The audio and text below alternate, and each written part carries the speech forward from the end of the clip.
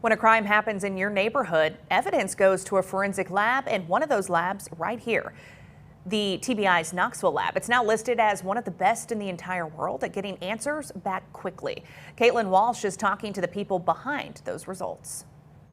Behind these doors, thousands of cases are being tested, and for families waiting on those answers, speed matters. That's why we're finding out how they're cutting wait times and getting recognized for it on a global scale.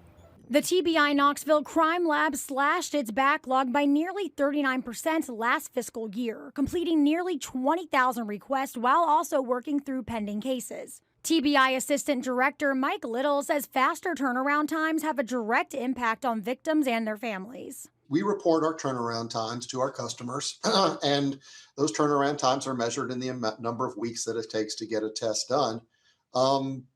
And those turnaround numbers are really kind of a lagging indicator of the inventory of requests that we have. So as we get requests cleared and reduce that inventory, that turnaround time is going to reduce, and we're going to be able to get reports to our customers more quickly. Little says the lab made significant strides specifically in reducing the number of sexual assault kits and seized drug cases waiting for testing.